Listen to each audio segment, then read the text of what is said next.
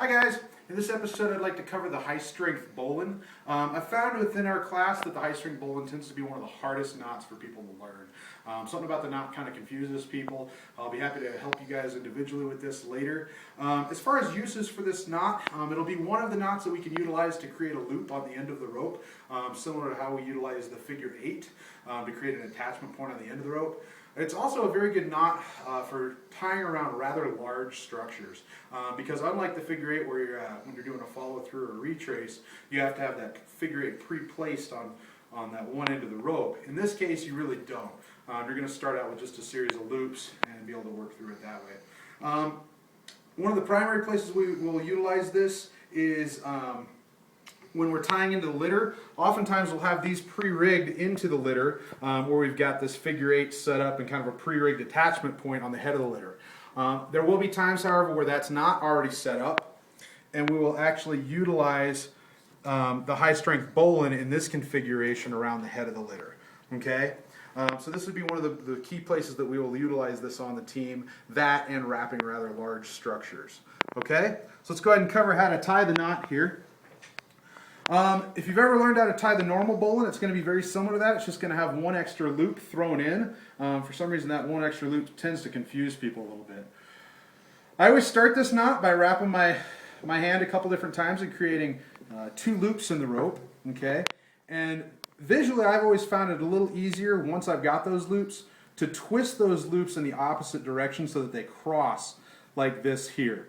Okay, if you leave it like this, you can still tie it, but it can be quite confusing. I find it's a little better if you just go ahead and twist those over and hold them perpendicular to these 2 ropes. Okay, so you're actually going to have the ropes running this way, and you're going to have the loops kind of run a perpendicular this direction.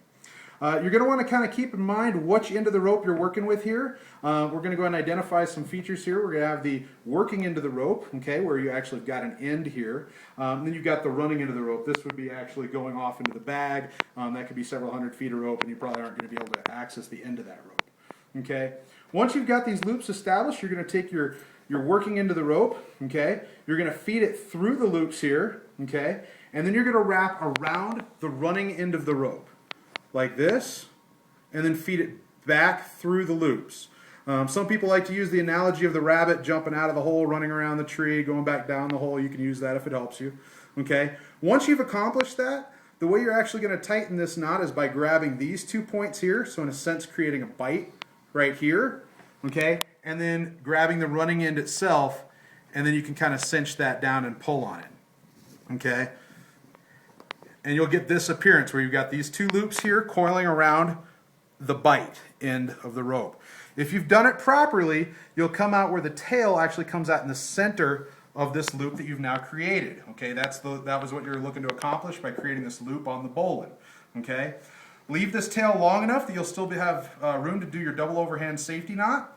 Okay, so we'll go ahead and demonstrate that here. Nope, didn't quite leave myself enough.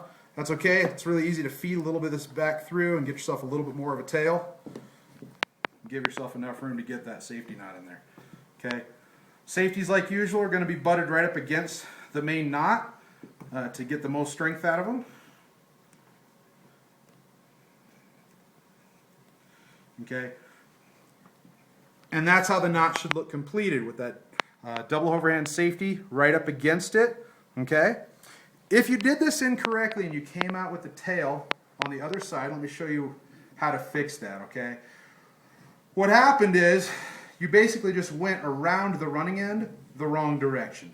Okay, so you can just flip it, go the other direction around the running end, poke it back through the loops, and in this case I've now come out on the outside, which is incorrect. Okay, we actually want that coming out on the inside, so if you have that problem, just run it the other way around the running end and back through. This may help you a little bit if you notice this rope's coming out on this side of the running end and this rope's coming in on the other side of the running end. If you set it up this way, you'll come out right every time. So you want to actually try to set it up where you come in on this side, the opposite side of this rope here, and that'll help you come out to the middle. Just like this, tie your safety, and you're done with the high strength bowline.